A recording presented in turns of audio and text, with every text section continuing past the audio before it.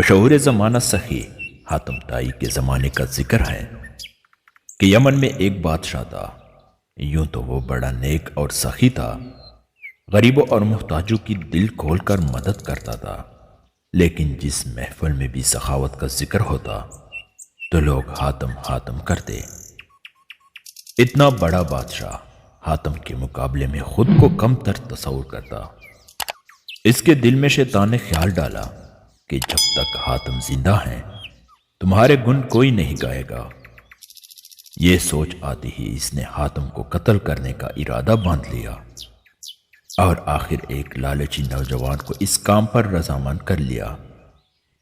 لالچ کا مارا وہ شخص مستقبل کے خیالی پلاؤ پکاتا ہوا حاتم کے علاقے میں پہنچ گیا۔ بستی سے باہر حاتم نے اس کا استقبال کیا اور اصرار کر کے اسے اپنے گھر لے گیا۔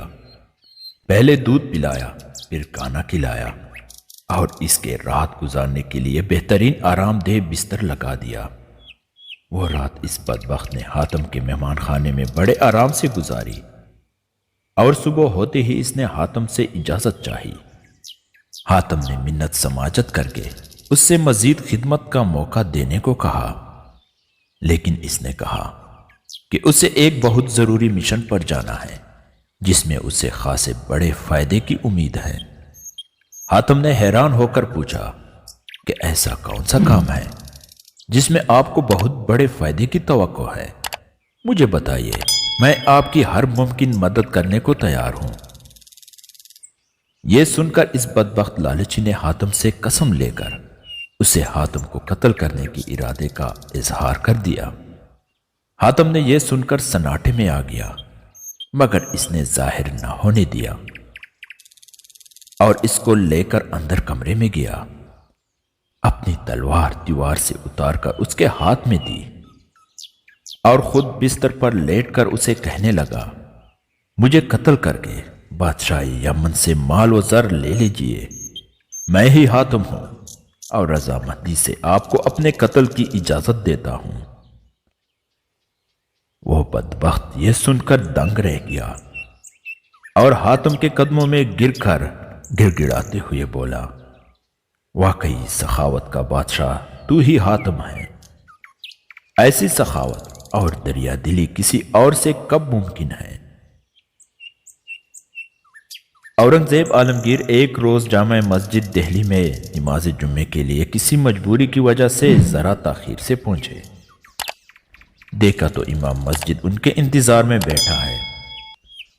آپ نے امام مسجد سے پوچھا، وقت مقرر پر نماز شروع کر دیتے، میرے انتظار کی کیا ضرورت تھی؟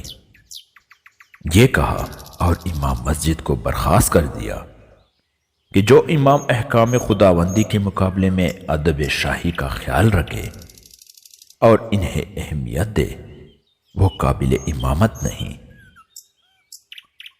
حضرت لقمان علیہ السلام نے باوجود عمر درازی کے کوئی مکان نہیں بنایا۔ ایک جھونپڑی میں جان بحق تسلیم ہوئے۔ مالک الموت نے پوچھا کہ باوجود اتنی بڑی زندگی کے آپ نے مکان کیوں نہیں بنایا؟